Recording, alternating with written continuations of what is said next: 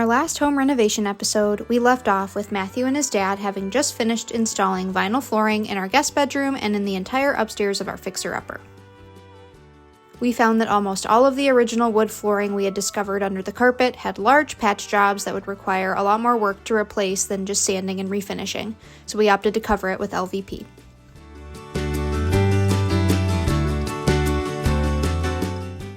The next step in our flooring adventure was ripping up the pink living room carpet to see if we had at least one wood floor in the house that was salvageable.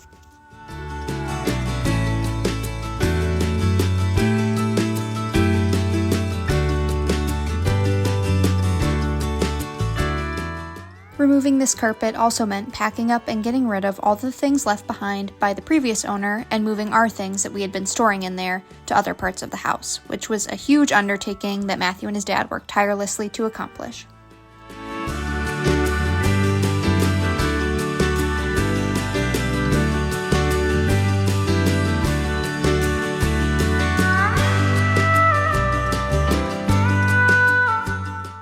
Though trying to get the blue tiles up actually broke our pry bar, we are pretty sure we'll be able to save and restore this original wood floor, which is an exciting project we will be tackling at a later date. The next project on the list was emptying and gutting this small storage room that we plan to one day turn into a second bathroom or a laundry room, or maybe a combination of the two. We're still brainstorming ideas for this space, but getting everything out gave us a better idea of what we have to work with, and for now it serves as a spacious closet to house all of our tools and supplies while we tackle the rest of the house. While Matthew and his dad worked on those projects, I continued with the never-ending job of painting.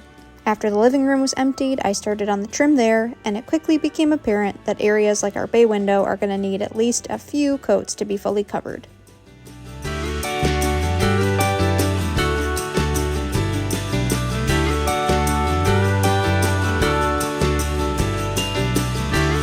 Matthew graciously offered to be the one to climb the ladder to paint our extra high ceiling over the staircase. While we let everything dry, we headed back to our new home away from home, Lowe's, to get more supplies for our next projects.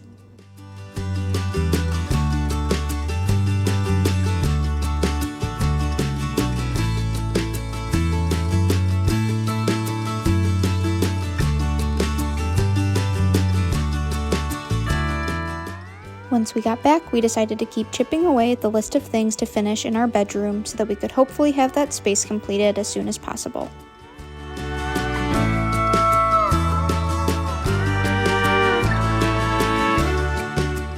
So one of the small upgrades you can do in a room like this is replacing the old outlets and outlet covers, the face plates. This outlet right here was only about $2, and I think the face plates are like 78 cents. You can see the old yellow one next to the brand new white one.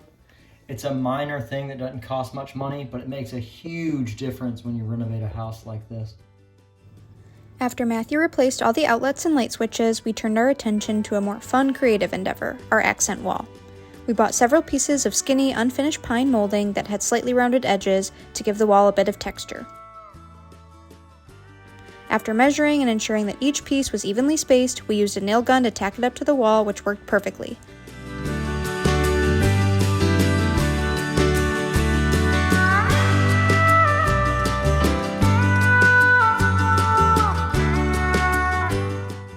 Once everything was attached, we gave the wall a few coats of the dark green paint we picked out in the last video.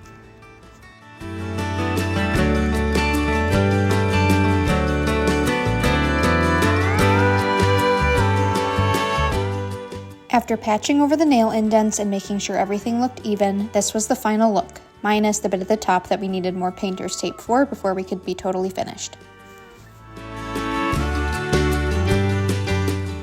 To round out the bedroom remodel, I did a makeover on our closet doors and also built a new interior closet organizer. I made separate videos for both of those projects, so check them out if you haven't already. They're linked in the description below. Before we knew it, it was time for Matthew to return to the UK for work, so we headed into the city to take him to the airport, and then I went back home to keep chipping away at the house. My first solo house project was putting together some IKEA furniture. Most of it was fine on my own, but there were definitely moments like lifting the top half onto the bottom half that would have been much easier with another person. Nevertheless, Nova and I got it done.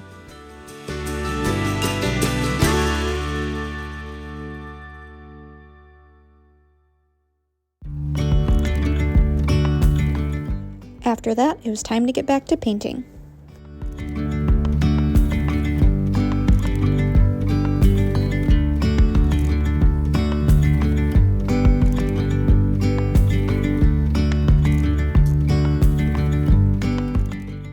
Once I had made some good progress in the dining room, I decided it was time to tackle the dreaded wallpaper. I bought a scoring tool and used that first, then sprayed some wallpaper removal solution onto the wall, let it sit, and then went at it with a scraper.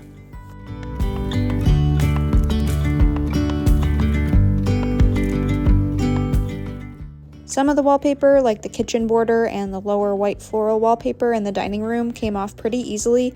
However, the dining room border at the top of the wall quickly became the bane of my existence.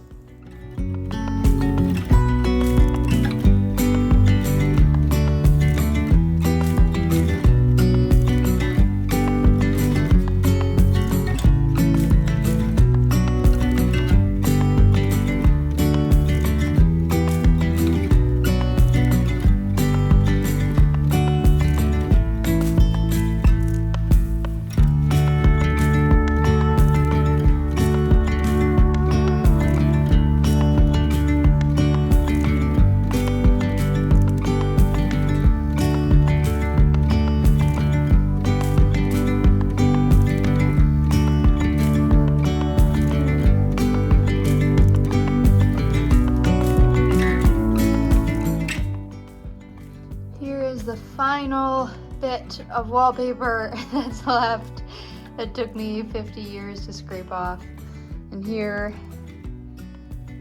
are the remnants of it all. That will be fun to clean up, but oh my gosh, does it feel satisfying to almost be done. Yeah, that was a lot. After all the wallpaper was removed, I was able to take a much-needed break from house projects for a few days while my best friend came for a visit. We hiked and watched The Bachelor, and I showed her around town. We picked up right where we left off, as we always do, and the short visit reminded me how lucky I am to have such wonderful people who are constants in my life, even from afar.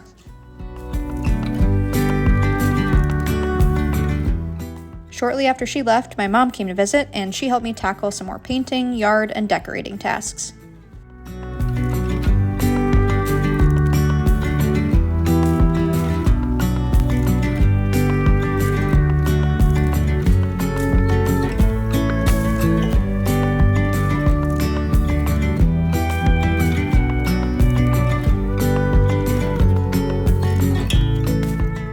It was so nice having my mom see our home for the first time, and we were able to accomplish so much.